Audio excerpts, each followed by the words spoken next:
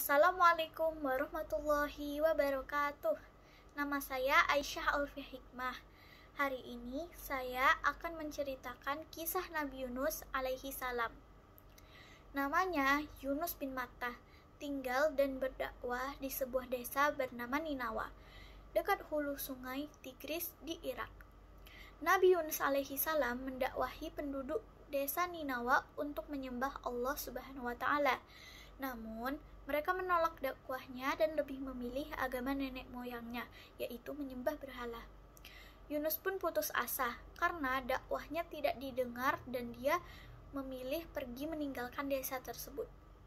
Allah Subhanahu wa taala tidak meminta Yunus untuk meninggalkan kaumnya, akan tetapi dia merasa tugasnya telah selesai karena Allah Subhanahu wa taala mengabarkan bahwa mereka akan diazab dalam 3 hari mendatang.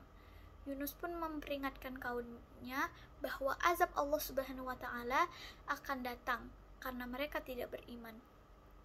Setelah Yunus alaihi salam meninggalkan kaumnya, peringatan itu telah membuat takut penduduk desa sehingga hati mereka menjadi lunak. Lalu mereka sadar bahwa kemusyrikan dan merupakan dosa besar yang akan mendatangkan murka Allah Subhanahu wa taala. Langit di atas desa Ninawa nampak semakin gelap. Semua penduduk merasa cemas. Mereka yakin azab Allah akan benar-benar datang. Mereka pun menyesali atas sikap membohongkan dakwah Nabi Yunus alaihi salam. Mereka menangis dan memohon ampunan kepada Allah Subhanahu wa taala. Seluruh penduduk desa itu beriman kepada Allah Subhanahu wa taala dan dia pun menerima tobat mereka. Azab yang semula akan ditimpakan tidak jadi diturunkan dan kasih sayang Allah mendahului murkanya. Nabi Yunus alaihi salam menelusuri jalan hingga tiba di tepi pantai. Beliau menaiki kapal yang akan segera berlayar. Di tengah lautan, gelombang, ombak besar, serta tiupan angin topan telah membuat kapal menjadi oleng dan para penumpang menjadi panik.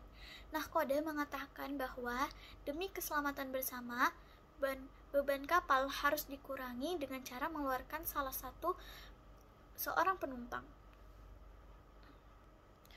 Lalu mereka pun mengundi untuk menentukan siapa yang akan dikeluarkan dari kapal. Hasil undian tersebut jatuh kepada Yunus alaihi salam. Akan tetapi para penumpang lain tidak rela dengan undian itu karena Yunus alaihi salam adalah orang yang sangat dihormati. Pada undian kedua, Nabi Yunus alaihi salam kembali keluar dan mereka tidak rela dengan hasil undian tersebut. Pada undian ketiga, lagi-lagi nama Yunus keluar.